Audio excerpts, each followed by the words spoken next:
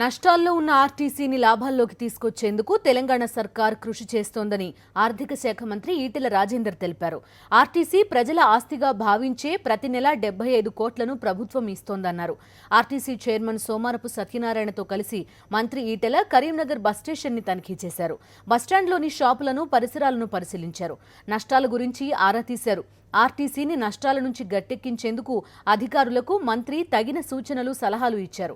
జిల్లాలో RTC bus స్టేషన్లను అభివృద్ధి చేయడానికి ఎమ్మెల్యే, ఎమ్మెల్సీ నిధుల నుంచి 10 కోట్లు కేటాయిస్తామని, ఏడాదిలోగా బస్ స్టేషన్లను టిప్ టాప్ గా మార్చాలని సూచించారు.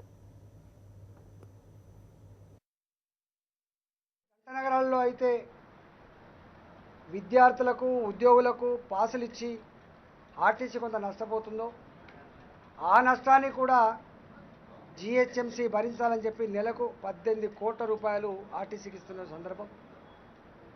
ఇవన్నీ ఇచ్చినప్పటికి కూడా కొంత ఇంకా అప్పుల్లో కూరుకొని పోయింది కాబట్టి దీని పరిస్థితి నుంచి బయటపడేసి ప్రజలకు సేవలు అందించాలని సంకల్పంలో భాగం ఉంది. కాబట్టి కరీంనగర్ జిల్లా ప్రజానీకానికి నా విజ్ఞప్తి, ఆర్టీసీని మీదిగా భావించండి, ఆర్టీసీని కాపాడుకునే ప్రయత్నం చేయమని చెప్పి కోరుతూ